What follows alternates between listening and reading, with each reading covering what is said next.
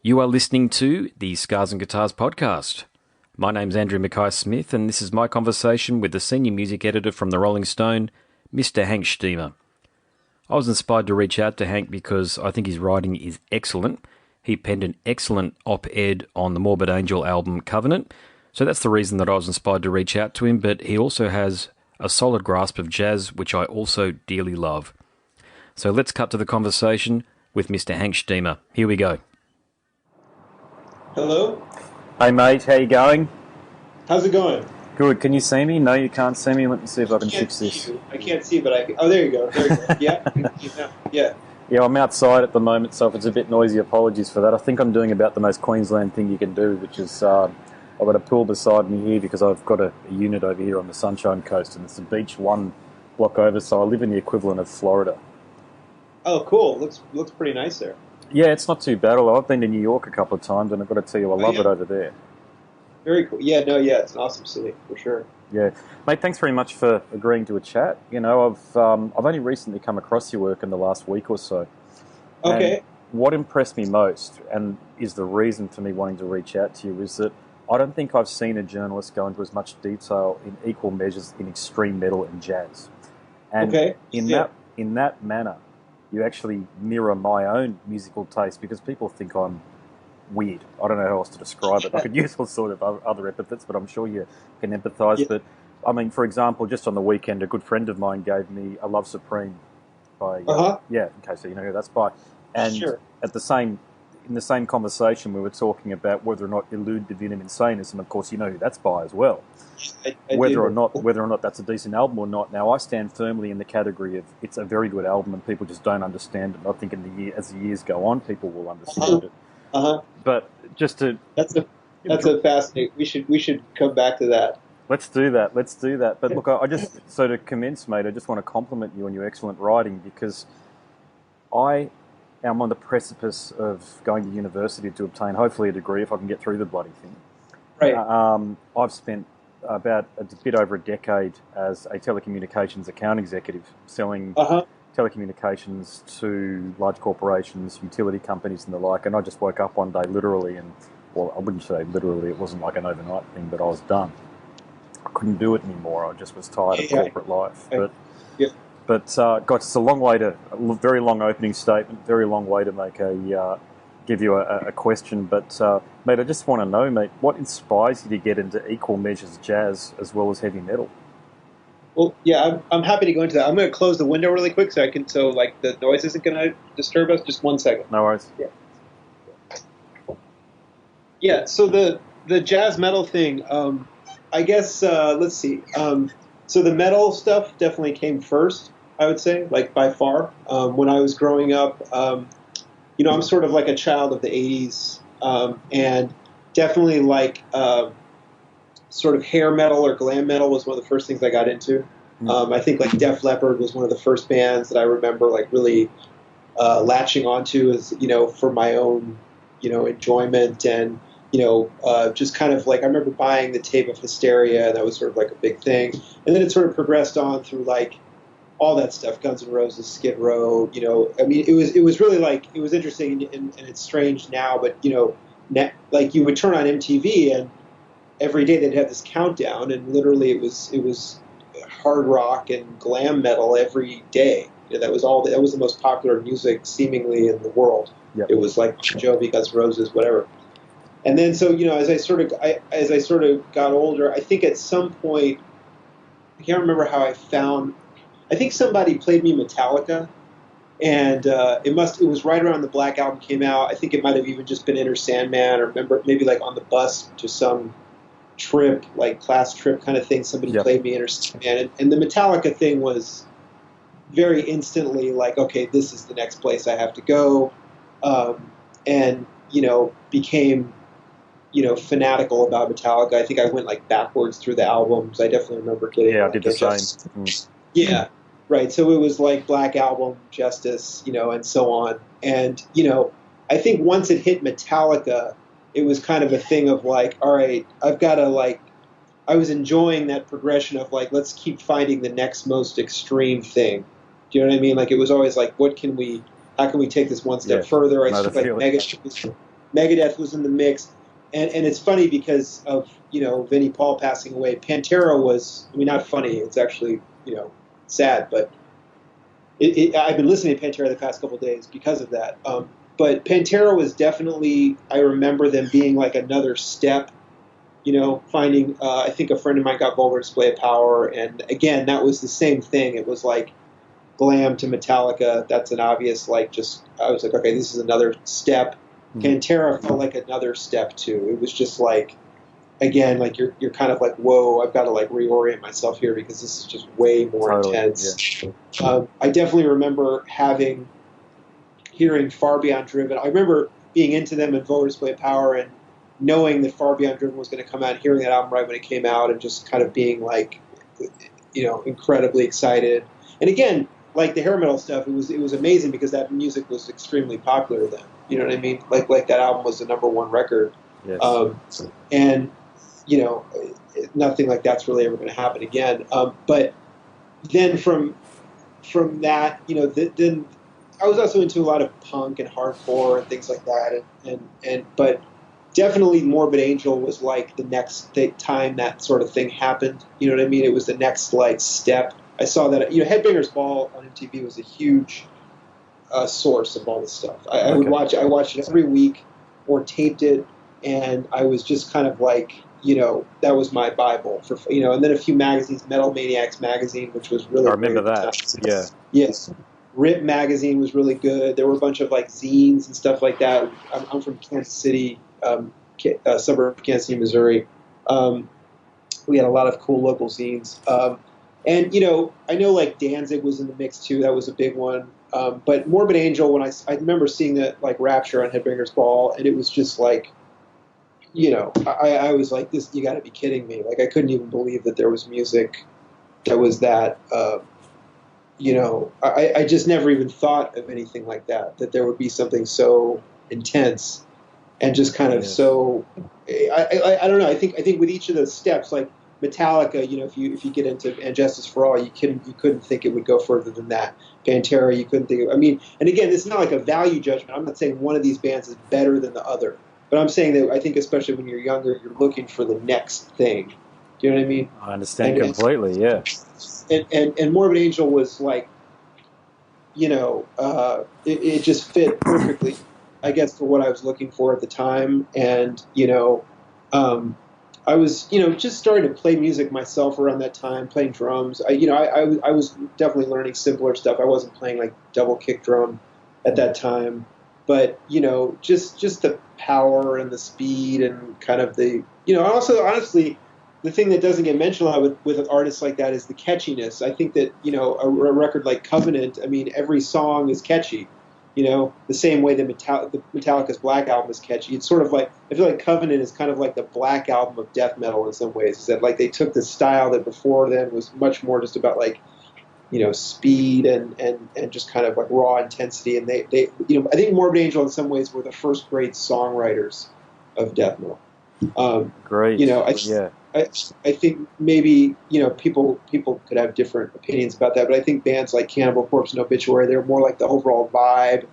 They're great bands, but, I can't sing every song in my head the way I could with, Morbid Angel, the first 4 albums, there's not a track on those albums that I can't immediately tell you how it goes. You know what I mean? They started to get, when David Vincent left the band was less focused. I think the songwriting, they started to move more towards just raw intensity and kind of chaotic vibe, which is great. And I like those records they made without David Vincent. But I think that what I really loved about Morbid Angel was most summed up by those first 4 records, Altars Through Station. But yeah, so basically my entire kind of childhood, adolescence was all about this, this metal stuff. I sort of then kind of veered over into some of the more indie stuff and got into the very heavy wing of, I guess you could say, indie rock or post-hardcore. In particular, there was a band called Craw, C-R-A-W, from Cleveland that I completely freaked out about and basically became my favorite band. They were very kind of mathy and progressive, kind of coming out of, there was a metallic element to it, but it was also a lot of this kind of there was a lot of like heavy post-hardcore indie rock stuff that was like as heavy as metal, but it wasn't presenting itself in a metallic way. And so I got into a lot of that stuff as well. And a lot of that stuff was stuff I was more able to go see, like DIY shows around where I was living. But again, I also did end up getting to see like, Danzig, Pantera, Megadeth, tons of these bands would come through in Kansas City. But so, yeah, so my whole, like, the earlier part of my life was, it was all about this metal stuff. And I think that somebody, jazz was kind of like on the radar. I had a friend who took jazz guitar lessons, who was a guy that I played music with, who also played like hardcore punk and metal, but he was like a fairly trained guitar. I had some few friends who were like trained musicians, and one of them was a guitar player who took like jazz and blues guitar lessons, and there was, in his family was into jazz. There was some jazz around his house. I remember, and people kind of, I think just, out of curiosity, I might have been exposed to some of your kind of basic jazz stuff, maybe some Thelonious Monk, maybe some Miles Davis. Yeah. Nothing. I didn't dislike it, but it didn't really like. I wasn't like really gravitating towards it. And I think that I was in a. I honestly remember being in like a dentist's office or something like that and reading like one of those. It was just like a People magazine or something, and I think there was a list of. It was some little article about Ornette Coleman, and there was an article about talking about his album Free Jazz and saying something like, this is the craziest thing, like, it's so, this was such a radical statement at the time. And I think something about how it was portrayed, like, I don't know, I was like, whoa, I got to check that out because I'm into all this crazy metal and weird other stuff, and I want to hear the most crazy kind of jazz. Do you know what I mean? Like, I think I was more attracted to that idea than I was to just hearing like kind of blue or something like that, which, later I would come around to, but it wasn't my entry point. And, I remember getting that album Free Jazz by Ornette Coleman and enjoying it, maybe not really being able to make much of it. But then I got Shape of Jazz to Come by Ornette. And that one instantly I was like, yeah, I'm into this. Like that was like, it was the composition, the same like what I said with metal, the compositions were just sort of instantly memorable. Yep. Obviously, Ornette's sound on the horn was just like, I really liked that, just like with my favorite metal musicians, like my favorite jazz musicians had these like really strong personalities. I could be like, instantly, like I love the way Ornette's saxophone sounds. And again, I didn't have a lot to compare it to. I don't even think I'd heard Charlie Parker at the time. But, I'm like, I love that. I love the way that Charlie Hayden's bass sounds, and Don Cherry's trumpet, and Billy Higgins' drums. And I would say I love Pete Sandoval's drums, or I love Trey Azathoth's guitar. Yeah. Just like, I wasn't, it's like I was very into like this idea of like distinct bands that had a real sound and a combinations of musicians the same way, like I could be like, I love Lars Ulrich's drumming, and, I love the way Kirk Hammett solos or something like that. It's just like, I liked that these bands with real strong personalities, and that Ornette Coleman Quartet is a band with a really strong personality. I don't think I really was thinking about it as like, obviously I knew it was coming from a different place or whatever, but I wasn't like, I was just like, something opened up with that one, you know what I mean, with that record. And like then, I think I went to college, and my second year of college, I started attending Columbia University in New York, and there's a sort of a world-renowned jazz radio station at Columbia, WKCR, which is still going, still thriving, great. It has a long history stretching back to, I don't want to misstate, but I believe the 40s, basically, where they would either record great jazz musicians like offsite and broadcast those, or they would have musicians to the station to do interviews, or they would, it was just like a hub of jazz activity in New York. And there's this gentleman, Phil Schaap, who's sort of like the world's foremost Charlie Parker expert. He's been playing Charlie Parker on the radio literally every weekday morning for like 35, 40 years. And so it was, as I got into school and kind of got acclimated, I heard about the station, and I somehow I started interning, and I eventually got a show on the station. And, that was basically where all the jazz stuff just kind of like exploded for me. They had this enormous library that I would be in there late at night, and I could check out like 5 records at a time, and I would just go through alphabetically and just go crazy with that stuff. I was basically just teaching myself about anything that I was interested in. And basically it was really just a thing of like, like with that Ornette record, it was like finding something that I liked, finding a music, and jazz, as opposed to metal, the great thing about jazz is you find one name you like and you can just follow that person. Yeah. I've been saying that too, yeah. It's like a big universe, isn't it? Exactly. It's just like a big, Tony Williams, the drummer, was somebody who I can't remember what record I would have first heard him on. Andrew Hill's album Point of Departure was a big one. I don't remember what got me onto these Blue Note records, but something put me on. At the time, I think they were reissuing a lot of them. You go to the record store, they have these Rudy Van Gelder editions of these Blue Note albums. And I remember seeing that Andrew Hill one and being sort of intrigued by it. And that record, I know a friend had showed me like Eric Dolphy's Out to Lunch. That's probably where I first heard Tony Williams, was from the Eric Dolphy. And so I was like, okay, this Tony Williams guy is like, I got to get everything. Like, I have to hear, I got to, this is freaking me out. Like, I've never heard anyone play drums like this. Certainly that happened with Tony, Eric Dolphy, the same. The bass player Richard Davis was also on that record. Then obviously, Train, like, I can't remember where the first one I would have heard. I mean, Elvin, McCoy Tyner or Bobby Hutcherson. I mean, that whole, like, sort of early to mid 60s, like, Blue Note, Impulse, universe, like when all the players, Joe Henderson, like, I feel like once you kind of fall down that hole, it just opens up because there's like hundreds of albums. Jackie McLean, Gratian Monker III, the trombone player, and I had friends who were sort of ahead of me in this stuff and pointing things out to me. But like through the station, through friends, like I just like I was just kind of obsessively searching through this stuff, and it wasn't like I wasn't into metal at that time. I was totally into metal. I was still following bands like Morbid Angel, but I was, most of my kind of like free listening time was being spent kind of like just self-educating about jazz, and I had a show. I got the chance to like interview people on my show. Because of the stature of WKCR, I could go see a musician like Steve Lacy. I remember seeing Steve Lacy play and literally going up to him after the show and saying, can I on my show? And he did. I did a show, interviewed Rashid Ali, Coltrane's last drummer, on my show. I interviewed. So you had a radio show, is that right?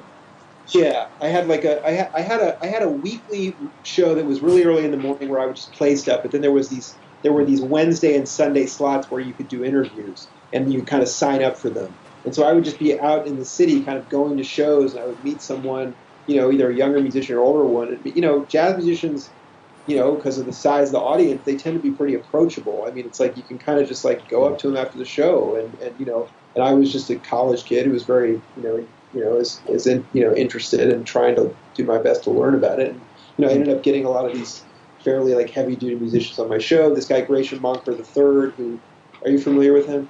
I'm not, but tell me about him. Well, he was a trombone player who made a couple records under his own. He was on Jackie McLean's Blue Note records. He just made this one incredible Blue Note album under his own name called Evolution from like 1963. The lineup is insane. It's like Jackie McLean, Lee Morgan, Bobby Hutcherson, Tony Williams. I think Bob Cranshaw's the bass player. But he just wrote these really beautiful, kind of like unusual, kind of progressive, like post-bop, verging onto avant-garde jazz. And he made this incredible record, and I didn't know where he was. And somebody told me he was still kind of around the city, and he came on, and we did like a 3-hour show kind of tracing his whole career. And I was like, again, just like a college kid. And this guy was like in his, he had recorded in the 60s, and here we were, it was like early 2000s. And, I don't know how many people were going around to him asking him about this stuff. But, that was happening a lot, you know what I mean? Because it was like, a lot of these figures were fairly obscure at that time. They weren't really performing, so yeah, the radio show just like opened up the possibility of doing these interviews. And, through the, as a result of the interviewing, like the writing sort of started. I was doing like, I started doing reviews for different websites. Even in college, I was doing show reviews and things like that, which, in my normal course of like going out to shows and things. So it was like, then, by that time it was like, I had all this metal stuff from my youth and this, kind of budding jazz, interest. And it was just kind of like, one didn't replace the other; they were just together. Yes. You Yeah. know, it's like I think in my early day, in my adolescence, I remember going through these phases where it'd be like, I like metal now or I like punk now, but over time, it's just like you realize you just add to it. You know, Yes. there's no reason to like throw out the other one just because you like the one. You could just, you know, and it almost like enriches the whole picture because you can just you can like it all and you can draw parallels or not. You know, sometimes there are parallels to be drawn, sometimes there aren't. But again, like I think both jazz and metal, you know, you mentioned it was unusual. I mean, to be honest, it's like they're both types of music that are just built around bands. Do you know what I mean? Like especially as music grows more and more electronic oriented and everything like that. Like it's like jazz and metal are kind of almost like old fashioned in the sense that it's just, you know, it's about usually, the musician. Yeah. I don't think I understand your yes, point completely there, because that's how I relate to it.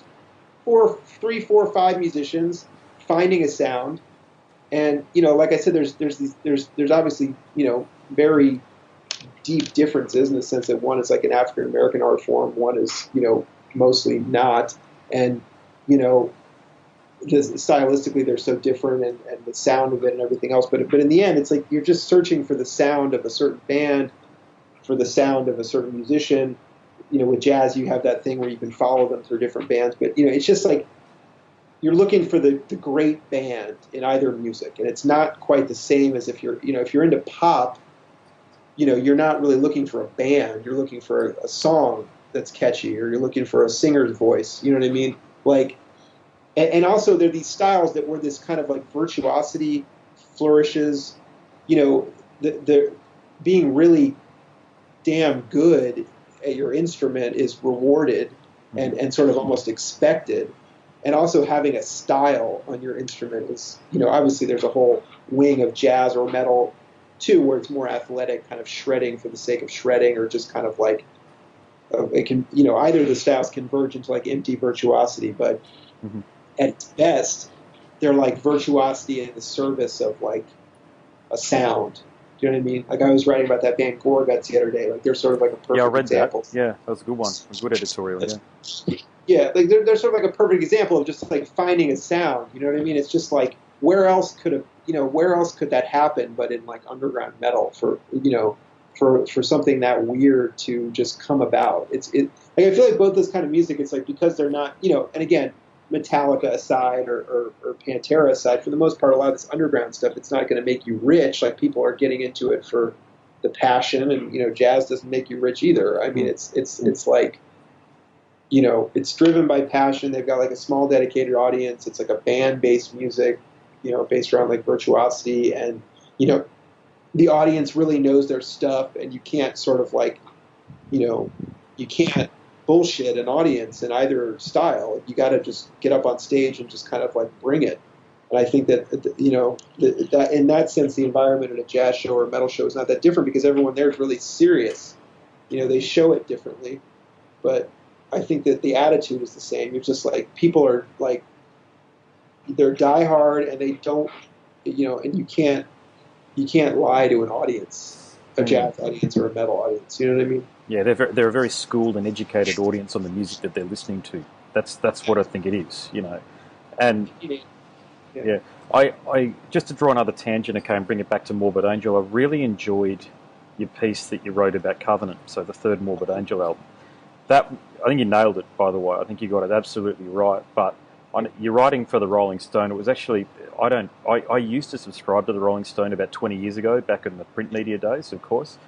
And look, one of the reasons I stopped subscribing to it, and correct me if I'm wrong, but they really had no focus on extreme metal and on heavy metal in general. It just sort of went right away. And you were the first writer under the masthead that I've come across that actually addresses it as an art form that's worthy of bringing it to an audience and talking about it. And this is a key point, in an intellectual way, because I think that's the way you're able to do it. You're not talking about it in the rah-rah sense. You're talking about why this stuff is good and why it meets at an emotional level as well.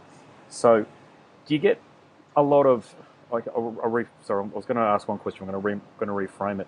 How much pressure do you get from the Rolling Stone to write a certain way, or do they just leave you be to just do what you think is right? Well, that's sort of a long process. I mean, like, Rolling Stone historically has not been, you know, and again, I can't really speak for the entire history of the publication. I mean, I've only worked there for 3 years, but historically heavy metal has not been, Rolling Stone and heavy metal have not had like the most, harmonious relationship over time. I mean, Black Sabbath was generally panned in the magazine, that long ago. But things have started to change recently. There's a colleague of mine named Corey Grow, Koryggrow, who has been there a few years longer than me. I think he got there in I'm not sure, a few years before me. And he's been writing about metal there for a while. He has a background working at metal magazines like Revolver.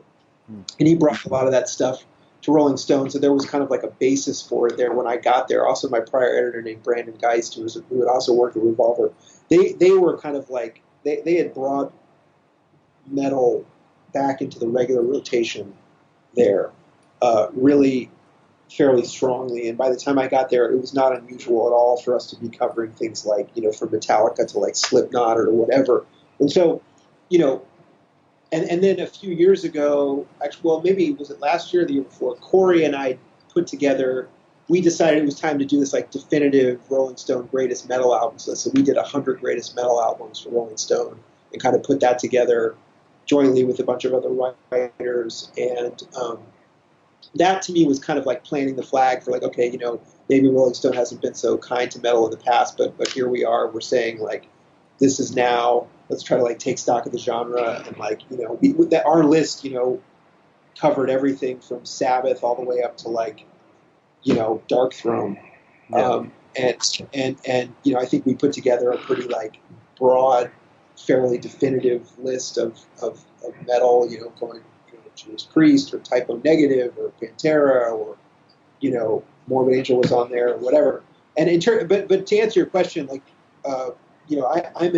I'm an editor at Rolling Stone, and perspective-wise, if I'm writing about something, like for the most part, nobody's really telling me what to say. You know what I mean? I mean, first of all, it's not like somebody was begging me to write that piece. I just, knew the anniversary was coming up, and I was like, and we had put it. There was a little bit of a precedent for it because I had put it on the metal list. It's something somewhere in the 70s of the greatest metal albums list. Personally, for me, it's like my number one. So I wanted to just kind of like, I wanted to say something give it some about attention, it. Yeah. And I felt, and again, the reason, there were other reasons that I felt like it was appropriate to write about for Rolling Stone. Like, I don't think I would write about the anniversary of like an Immolation album for Rolling Stone or something. I think Morbid Angel, there's a few things. One, first major label death metal album. Two, it had a real moment there on Headbangers Ball, and it kind of had an almost weird popularity. They were on tour with bands like Black Sabbath and Motorhead the year after. And lastly, I mean, as I mentioned in the piece, they were literally signed by this guy Irving Azoff, who's like this music industry mogul, which all credit to this book, this Choosing Death book, which told that story. I mean, that's I don't think the story of the signing had ever been told in such detail, but this idea that, I mean, again, the manager of the Eagles, one of the, Irving Azoff is like one of the most famous music industry figures of the last like 40 years. And that connection is crazy, and the fact that he like facilitated them to be able to make something that, and I think that's what I was trying to convey in that piece, this idea of like, all these bands were getting signed, but often like the album after they got signed, they would kind of streamline things, or they would slow down, or they, and again, a lot of those records are great. Carcass Heartwork is probably Carcass's best record. Entombed, Wolverine Blues, all this stuff. But it was almost always the bands were like taking it a little bit more into something that would be accessible, and sometimes for the better. But Morbid Angel, like, I really do feel like Covenant is a harsher album than anything they had done before, both lyrically and the sound of it. And it's just a violent sound. And to have that album come out on a major label, I mean, it's kind of like, what was going on? How did that happen? And so I think a lot of that was like why I wanted to write about it too. Not just like, I love this record, but this is a really weird thing that's literally never going to happen again. Like, literally, it's not going to happen again. Yes, like heavy, these big, like Five Finger Death Punch, or these huge bands that kind of have this extreme singing, or, maybe Slipknot, things like that have like blast beats and things like that. But I don't think anything's coming close to the level of just like, I mean, Morbid Angel is like, listening to that album the other day, even, it's like, it's harsh, and it's hateful. you know, and you know, and like I mentioned, you know, you're kind of uncomfortable about some of the things that might be underlying that. I mean, there's kind of a what seems to be kind of like a Nazi thing going on with him using this term Untermensch. Yeah, I didn't know that when you wrote that. I had to go back and I actually couldn't pick up where it was. So it wasn't in the liner notes as part of the lyrics, It's but you picked liner notes. But he says it. You know, it's in Blood on My Hands, and okay. you know, it's something like. Um, you know, he says something like "human shit, waste be gone from my earth." He says like "human shit, Untermensch, waste be gone from my earth." There's like he says it in there, but it's not in the lyrics. Do you think? And it's like, Do you think he knew what he was saying? Now, there's a famous story that was printed in Metal Maniacs, actually. So you might have read it, where one of the editors there was going pretty strongly after Lemmy for his use of World War II imagery. yes, And sure. and this was in the late 90s, I think. So God, got to Yeah. cast our mind back, and I've certainly long given away my copies of Metal Maniacs.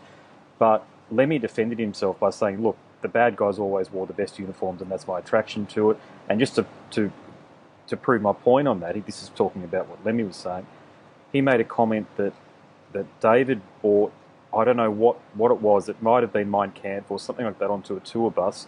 Lemmy went and he gave it to Lemmy. Lemmy went and pissed on it and then handed it back to him. Do you remember reading that story in Metal Maniacs? No, but that's I mean, yeah, and I mean I don't remember that, but there are other stories too. I mean, I was kind of searching around for it. There's nothing definitive, but there was talk too about at the time. There were interviews at the time of when Vincent left the band after Domination. Like Trey had been talking about how he wasn't comfortable with Vincent's lyrical direction. Yes, I remember that one. Yeah. Sense of, and I read, you know, and again, this is completely just like hearsay on the internet, but there's that song, what is it, Dawn of the Angry from Domination, where he says like, you know, my finger on the trigger with what's so foreign in my sights. Apparently there was a lyric that apparently the lyric was originally white finger on the trigger, you know, Shit, and, yeah. and if you listen, but again, cannot verify, have not heard Vincent comment on it. It's a rumor I've seen on message boards, but I do remember Trey talking about how he was taking the lyrics in some like uncomfortable directions, and then you see the next record, he just starts singing about like, you know, Necronomicon, Sumerian, you know, fantasy shit, and took it completely the other direction. But if you listen to that song, Dawn of the Angry, or This Means War, I mean, both of them, they're very much talking about like, you know, this idea of like reclaiming some lost like birthright. You know, it does have this kind of like fascist overtone to it. And you know, again, I don't know. There you know, obviously some of those black metal bands have gotten more into that stuff where they've openly espoused those views and said those things in interviews. To my knowledge, David Vincent has not done that. But it has to be acknowledged that he may have been flirting with that stuff at that time. You know, I don't think, you know, obviously there's nothing about it on the first two Morbid Angel albums or on Illude. You know, there's certainly nothing going on like that I could detect. And like, you know, and I've also heard him allude to things like, oh, you know, I was a real asshole back then, or I was a very different person back then. So, yeah. You know, my suspicion is that he might have been kind of like, you know, he might have been heading that way ideologically, and maybe kind of, you know, he dropped out of Morbid Angel and nobody really knew what he was up to for a long time. I don't know.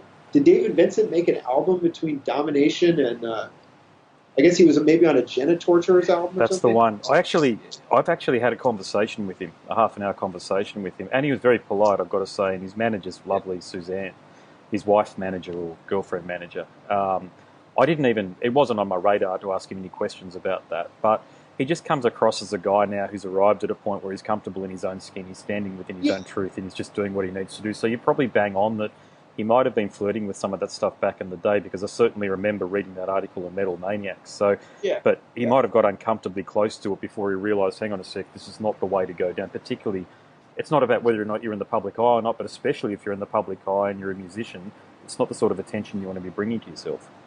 Yeah, that's like sort of the feeling that I get from it, and you know, it kind of makes me wonder now.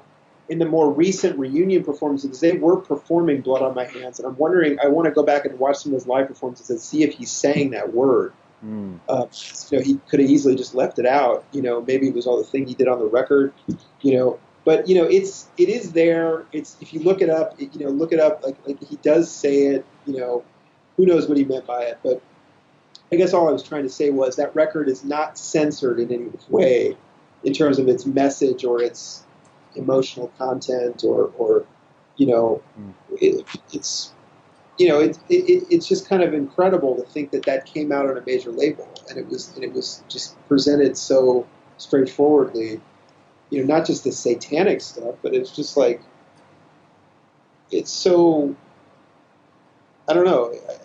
I mean, you hear it now, and I don't feel like it's lost any of its kind of insanity. It's not lost any of its potency, has it? It still rips out of the speakers at you, doesn't it? Right, yeah. And I almost can't believe that, and that's and again, maybe I think people who grew up in the '60s will say that about a lot of music from the '60s. I think that for me, I happen to really come to maturity in like the early '90s, and some of that music still is really like my favorite music. Like whether it's Pantera or Morbid Angel or Danzig or this Craw band I was mentioning. There's something about that time where some really like heavy, brutal stuff was going on. And also another thing about it is that the production tended to be a lot like metal hadn't gotten into this Pro Tools era where everything sounded so squashed and just kind of like people, for some reason, people thought it was a good idea to just like suck all the life out of these recordings, which look, I mean, these records sound dated instantly, whereas the records from the early '90s, they're standing up. Like, listen to the Death albums, the Chuck Schuldiner albums, and to me, they've got so much life in them. They're just they're just beautiful records to listen to. They're beautiful. The riffs are all time for me. I love Chuck Schuldiner, by the way. I think he's probably about my favourite musician of all time. Without fanboying over him too much, listening to interviews with him, he's a very sensitive soul.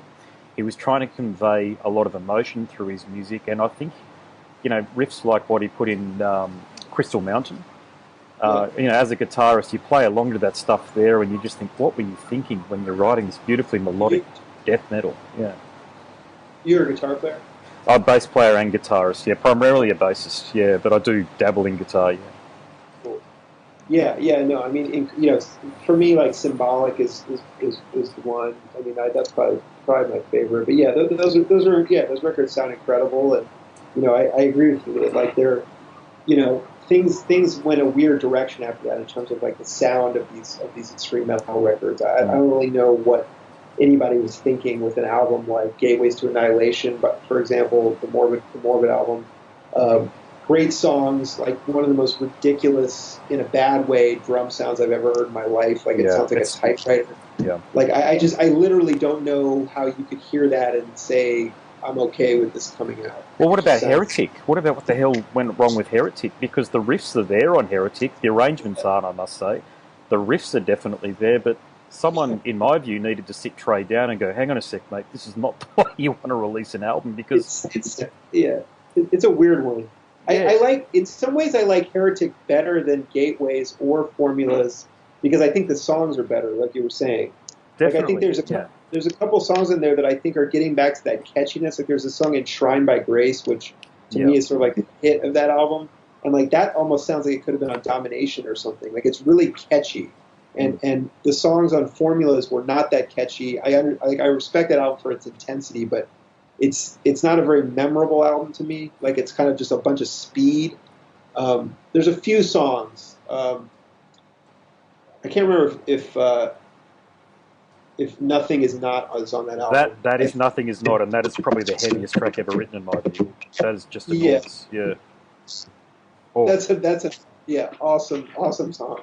And it was interesting because the last time I saw them was in this new lineup with Steve Tucker, and they were playing only the Steve Tucker albums, and it was kind of cool because you could just kind of check out that body of work unto itself, which I appreciate, but I think of it as a different band. I think of it as kind of like Ronnie James Dio, Sabbath, or something, where it's like it's literally just a different band. Have you had a conversation with Steve?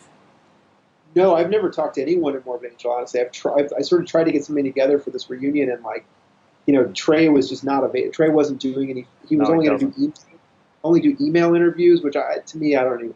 no Yeah, point. yeah, No, I've yeah, I've had conversations with David and with Steve as well, and yeah. Steve's a lovely guy, another He fantastic seems bloke, really and cool. yeah, and look, as is not necessarily the norm with journalists, I didn't take him to task at all, and I did it in a very respectful manner, and I actually had to apologise for forming the opinion that I have. But I said, as an old fan, Kingdom's Disdain isn't quite there for me, and I went through the reasons why.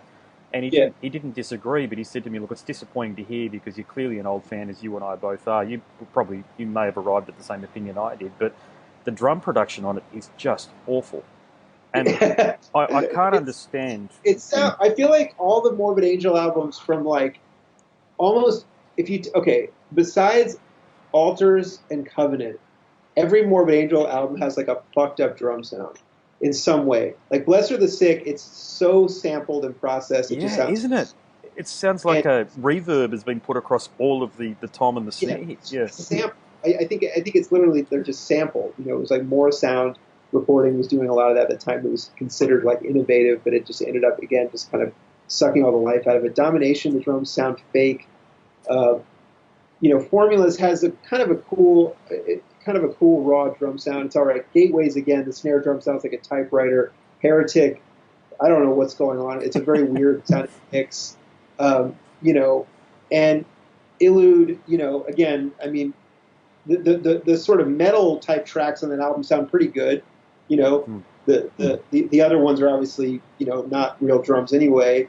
And Kingdom's Disdain, yeah, for some reason they just seem to have turned up the drums too loud or something. And they're just so overpowering and not in like a good way. They're just kind of like absurdly loud, and the guitars are kind of squashed as a result of it. I feel like. Yeah, they've bricked the sound of the guitars, and I think it's ruined the album now that I've been listening to it for well over 6 months. And I actually find with headphones on, actually either whether you're listening to it and I've got an Apple Mac here, whether I'm listening to it out of the speaker in the Apple Mac or with headphones on, you can stay with it for about 5 to 10 minutes before it becomes unbearable. Yeah, it's just too. It's like it's harsh in a bad way, whereas like Covenant is harsh in like a very warm Yeah. way. Yeah. Kingdom's Disdain, like I like some of the songs and I enjoyed it when it came out, but I haven't really gone back to it. I don't know if that's the sound. I don't know if that's the songs. I think it's a good album. I don't think it's a piece of crap. It's not a comeback album, that's for sure. You know what I mean? It's not got any of the hallmarks of that. But the thing is, like, I think that to some people who were, and I know you said you had a different opinion of Illude. I think to people who were pissed off by Illude, it was almost like an olive branch. You know what I mean? It was almost like they just had to make they had to make a very like normal album. Totally, it was a reaction to Illude. Yeah. Yeah, and like I don't. It's a weird position for a band to be in, to be doing that, because it was funny to read the interviews around Illude because they were so unapologetic about it. Like David Vincent was kind of like basically like fuck you if you don't like it, But then and you never really knew what Trey thought about it because he didn't even do a lot of interviews around that record. He seemed to just kind of like go into hiding when they made it, and then like kind of try to pretend it didn't exist or something. It was such a weird. Like that's really why I wanted to do like a big story about them, and I had proposed this to their management. I hope that's not like revealing too much, but I was like in contact with their management like well before Kingdoms came out. Is that Gunter Ford you were talking to?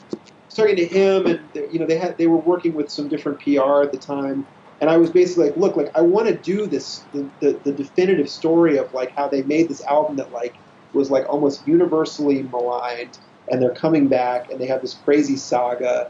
And I want to like really, get into all this and like talk to, I want to come down there and maybe visit them during the recording or something.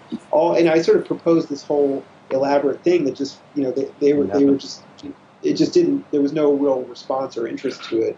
I did end up, writing like a review of the record or something like that. But and there were also pieces that came out. There was even like a Decibel cover story. You could tell that all the Trey quotes were just like from email interviews. And I still don't feel like we got the full story on any of it. Like I don't know. We still don't know who's responsible for why Illude sounds the way it does. I think we can guess that it's Trey, okay, because he's clearly the captain in command of that shit. And right.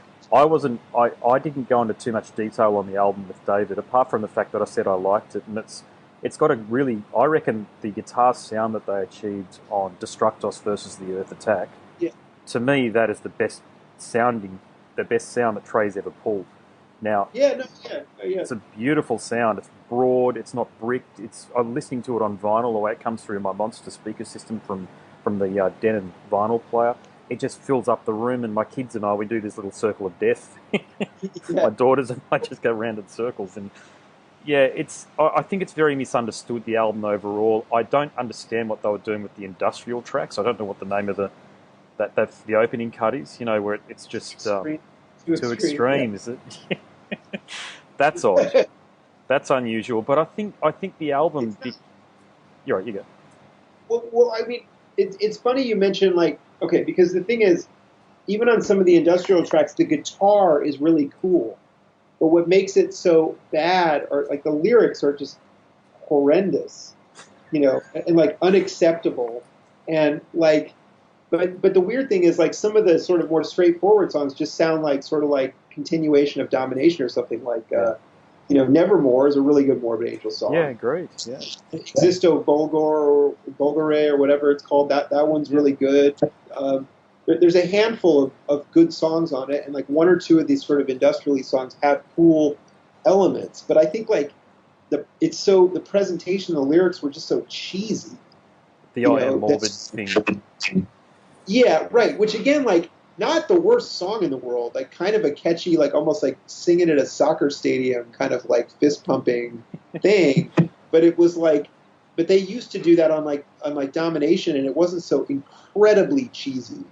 Just incredibly, you really can't listen to that with a straight face, and Morbid Angel was never a silly band. You know what I mean? I think if you're someone who's into Covenant, it's kind of hard to swallow that there's this band that's almost sounds dorky. You know what I mean? And I think that's what, the lyrics and the kind of this presentation and this kind of silliness of, I know everyone made fun of that song Radicult or whatever, I mean, it's pretty silly, it's but I think you might be more positive on the album than I am, but I do agree that album is not total crap. There's moments, but it's a little bit confusing. I like the way it sounds. I can't remember the name of the producer, but I know they spent months getting the production right and getting the guitar sound right and the way it marries up with the drums. And I think Tim the Missile Young is one of the greatest extreme metal drummers out there. Doesn't get anywhere near as much credit as what I think he needs to for his work on the album. He had the unfortunate position of making that album with them. You know what I mean? It's I saw him play the Covenant anniversary tour, and it sounded incredible. Yeah, I saw that too, actually. Yeah, I didn't see them. I haven't seen this. I've never seen the Steve Tucker version of it, but the couple of times that they've toured here with David Vincent. So I saw them in 2009, I think it was, or 2008 when they toured. So they didn't have an album out. They were just doing a bit of let's go to the territories where we've got a fan base and play. Yeah. And they sounded unbelievable. And I was fortunate enough to see Steve. Pete. Yeah, with Pete, exactly. And that was going to be my point. So I was actually feel so blessed to be able to have seen Pete before he found God or whatever's happened. Yeah. But then I saw them when they did the Covenant tour, when they played that front to back and then did a bit of a greatest hits set. And musically, I did miss seeing Eric Rutan up there. I thought, what's the other guitarist's name? Destructor. Whatever his real name is. What about that with heavy metal? I've never gotten into that with heavy metal, the way they use these pseudonyms and the like. It's just use your real name. Who knows, Yeah, so I saw them twice, and they were bloody good each time. And actually, the second time around, I had a spare ticket, so I brought along a drummer friend of mine who's not in any way, shape, or form into extreme metal. But he left that show going, holy shit, they're a fantastic band, really good band. And I said, yeah, they are. So I'm sort of at a point now where I'm thinking, God, what could it have been? Because I think this version of Morbid Angel's very... I do like Steve Tucker, by the way. I don't know anything about the other two guys that are in the band at the moment, but they're more workmanlike. Whereas the David Vincent version of it was like the rock star version of a death metal band. Exactly. You know? That's great way of putting it, for sure. Yeah, I think that they've... I think that the Steve Tucker version of Morbid Angel is the version that, to me, kind of to me, the classic lineup, the Vincent Sandoval as the Duck lineup, to me, that they were leading death metal. To me, the Tucker version is kind of sitting in the middle of death metal. Mm-hmm. It's not it like you can see from Kingdom of Disdain, like to me, like yeah, it's a death metal album. It kind of, to be honest, it doesn't sound that different than. Did you ever hear this Warfather thing that he did? I made that point to him actually, Steve, when I spoke to him. I said, "There's parts of this album that sound a lot like Warfather, so you've had a lot to say here. So you've picked up on that as well." I did. And I honestly think that Gray Eminence album, I think it was the second one, second Warfather album. That album was almost as good as Kingdoms. It's probably better, to be honest with you. It might be better. Nobody really paid attention to it, but yeah, and it kind of was. Guy had the, unfortunately, it came out just before he rejoined Morbid, but yeah, and I think that's the thing, and I think that's what sort of bummed me out when I first heard Formulas when Vincent left the first time. Was like, oh shit, now they're just kind of like another death metal band. You know what I mean? Yeah. Whereas before they had been like defining the genre and they were out ahead of it. And then for some, I remember being really bummed out that they did that thing on Formulas where they had the high and the low vocals at the same time, kind of like what Glenn Benton does. You know what I mean? Yep. And I remember being like Morbid Angel can't do this. Like that's a deicide thing, and that's like a generic death metal thing. And like why are the kings of death metal like now just like back into the pack with everybody else? You know what I mean? Like, and I feel that way about again like Gateways. All and again, like it's not about Steve Tucker. I think Steve Tucker is very, very talented, but I think it's almost like he's the guy that Trey calls when Trey just wants to like do something more. Yeah, he's workmanlike, and he doesn't have the charisma of David Vincent. And I made the same point when I had a chat to Andreas Kisser from Sepultura about Derek, who replaced Max, of course. Yeah. Max is so charismatic, you can't follow him. You almost can't step into his shoes. They're far too big to fill. So you've just got to do your own thing up there. And I think Derek, he's been in Sepultura longer than Max was, but he's doing a wonderful job. But I think Steve is he's almost, even though he's probably in his early 50s or thereabouts at this point in time, late 40s or what have you, he's still yet to really sort of come into his own as Morbid Angel's frontman, because remember, he's come in and out of Morbid Angel 3 or 4 times. When Jared Anderson was in the band when they did that tour with Slayer. Exactly. Pantera. I think it's a strange thing. I think it's like, I respect the guy. I definitely like it was kind of a similar thing with Dio Sabbath, actually. Like I remember first getting into Sabbath, I did not accept the idea of Dio Sabbath, and then after a while I was like, holy shit, Dio Sabbath's incredible, but like just accepting it as its own thing, as almost a different band. I think that I have accepted Steve Tucker, Morbid Angel as its own thing, but it's never gonna. I mean, I don't want to say never because maybe they'll really surprise me with the next couple. But right now, it doesn't hold a candle to what I feel about the first 4 records. I just think that as a body of work, like I said, a lot of it does come down to the charisma, like you're saying, but it also comes down to the songs. Again, first 4 Morbid albums, like.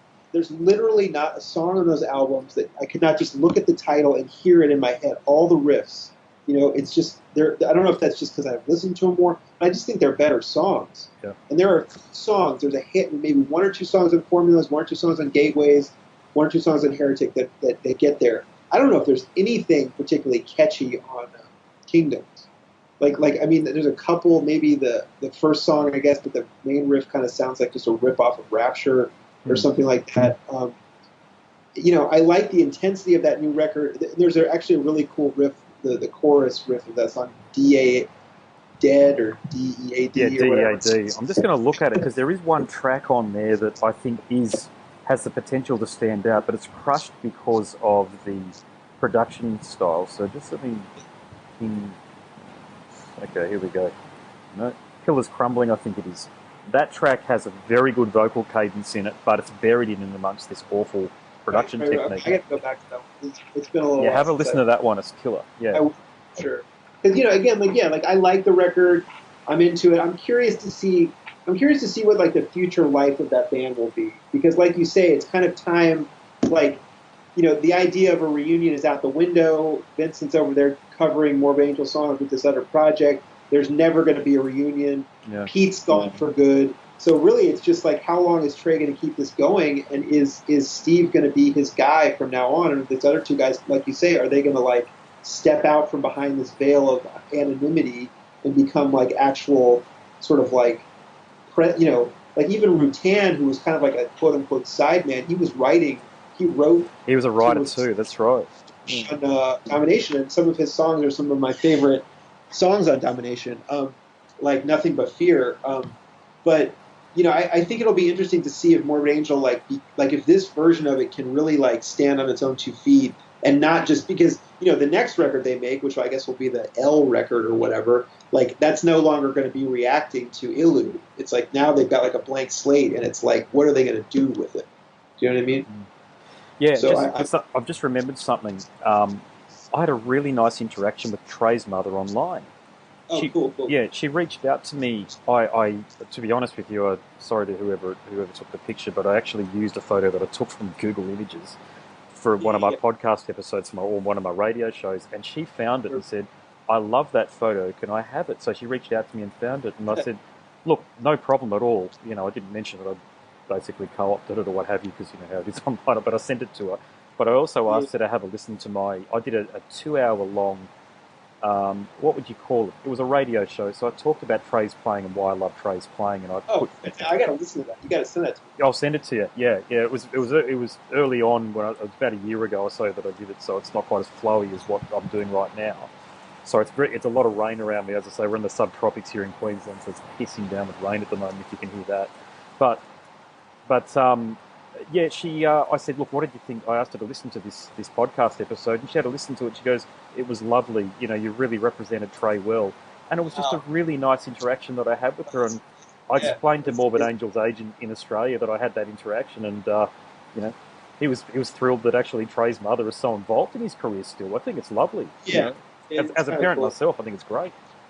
Yeah, absolutely. Yeah, no, I kind of got that sense because I know that she had spoken out against Vincent's thing or something like that. Yeah, what did she say? She said, sorry, this is very lot of humidity here at the moment. Or something. Yeah, she said, David, how could you, in terms of the I Am Morbid thing, something about, she didn't say this directly, but it was like, you're always writing on Trey's work or something like that. And but she's clearly got Trey's back, and I like seeing that sort of stuff. As I say, I'm a parent, I've got 2 daughters, and I think it's important that parents maintain some sort of involvement in a child's life, even though Trey's not a child, he's an adult, but he's got his back. She's got his back. And I also think that it is kind of a question mark of like, what is the validity of this I Am Morbid thing? I mean, Trey, as far as we know, I don't know that David Vincent really wrote riffs for Morbid Angel. I could be wrong, but as far as I know, David Vincent has not written a death metal album without Trey ever. You're right. Correct? Yeah. Like even in Terrorizer, like I think it was more like Jesse Pintado was writing that music. I think. I mean, like I don't know that there's a classic Morbid Angel riff that's not written by Trey. I thought the same thing actually when I saw Morbid Angel, I Am Morbid out. And I didn't ask David this, but it was a copyright. Who is allowed to perform this material? Now I know. Well, there are some situations with bands, and you might be able to bring some to mind now, but I can't. But where they can't perform certain songs from certain eras because they're not allowed to play them live. Yeah, I think that honestly, I mean, David Vincent would have co-writes on all those songs because he did write all the lyrics as far as or most of the lyrics. So he at least has co-writes, and other than that, I kind of it's almost like they're just a cover band or something like that. So there's no new material, So I don't think there's any I don't think there's any illegality about it, but it is kind of a strange thing. It's like, is that band going to make a record? Are they just going to keep I think basically what it is that they seem to really, I don't think they've played the US yet, and it seems like they can just go all over the world and play the hits. You know what I mean? And I look, if that tour came here, I'd probably go see it just because I want the songs. It should be fun, but again, like, what is the long-term future of that? I mean, to me, it's probably just something David Vincent does to pay the bills, which is fine. Yeah, totally. Well, he's got his outlaw country music these days, and I did talk to him about that, and I think that's the lane that he's going to be sticking to because,